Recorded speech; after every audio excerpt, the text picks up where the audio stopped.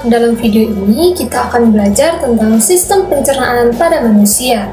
Sistem ini sangat penting untuk memproses makanan yang kita makan agar bisa diubah menjadi energi dan nutrisi yang dibutuhkan oleh tubuh. Apakah kalian tahu gambar apa yang ada di samping ibu ini? Iya, tepat sekali. Gambar ini adalah gambar organ sistem pencernaan pada manusia. Tahukah kalian, makanan yang kita makan akan dicerna terlebih dahulu pada sistem pencernaan sebelum akhirnya dikeluarkan kembali dalam bentuk feses atau yang kita sering sebut dengan buang air besar. Agar kita bisa lebih paham, yuk kita belajar bagaimana alur pencernaan pada manusia. Sebelum ke materi, ada pun tujuan pembelajaran yang harus kalian capai, yaitu setelah menyaksikan dan menyimak program video pembelajaran ini, diharapkan siswa-siswi dapat 1. Memahami bagaimana proses sistem pencernaan manusia. Yang kedua, dapat memahami apa saja organ pencernaan pada manusia. Sistem pencernaan pada manusia ini terbagi menjadi 2 proses, yaitu secara mekanik dan secara kimiawi. Proses mekanik adalah proses mencerna makanan dengan cara mengunyah menggunakan gigi dan lidah. Sedangkan proses kimiawi adalah proses pencernaan makanan dengan menggunakan enzim-enzim yang berada pada saluran pencernaan. Proses mencerna makanan pada manusia yang pertama itu dimulai dari mulut. Mulut merupakan organ saluran pencernaan yang pertama. Ia merupakan gerbang masuknya makanan. Di dalam mulut terjadi proses pencernaan secara mekanik dan secara kimiawi. Proses pencernaan secara mekanik dibentuk oleh lidah dan gigi. Sedangkan proses pencernaan secara kimiawi dibantu oleh enzim-enzim yang ada di dalam lidah yang dihasilkan oleh kelenjar ludah dengan cara memutus rangkaian polimer yang ada di dalam makanan. Selanjutnya, makanan dari mulut akan menuju kerongkongan, disebut juga dengan esofagus.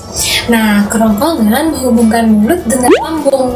Di dalam kerongkongan juga terjadi gerakan peristaltik yang dilakukan oleh otot-otot saluran pencernaan.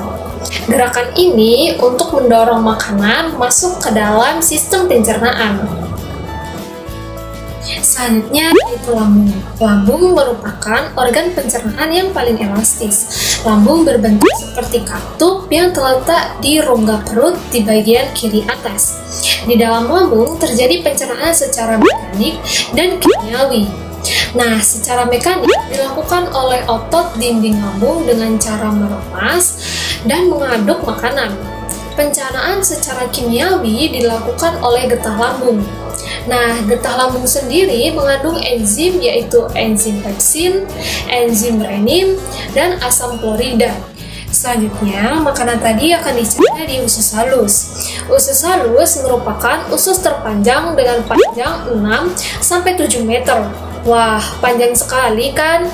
Nah, fungsi usus halus adalah untuk menyerap sari-sari makanan agar bisa diolah, diproses, dan diedarkan ke seluruh tubuh. Usus besar berfungsi menyerap cairan vitamin dan mineral dari sisa-sisa makanan yang telah diserap oleh usus halus. Nah, pada usus besar sendiri terdapat bakteri yang berguna untuk tubuh, yaitu E. coli, yang berfungsi untuk membantu proses pembusukan sisa makanan. Proses pembusukan sisa makanan akan menghasilkan kotoran atau feses yang kemudian dikeluarkan melalui anus. Usus besar ini juga berfungsi sebagai tempat penyimpanan feses sementara atau kita sebut dengan rektrum. Selanjutnya adalah anus. Anus adalah lubang bagian bawah pantat yang berfungsi sebagai tempat keluarnya feses dari tubuh. Kesimpulan dari video tersebut adalah kita bisa tahu bahwa makanan yang masuk ke dalam tubuh itu akan dicerna terlebih dahulu oleh sistem pencernaan pada manusia.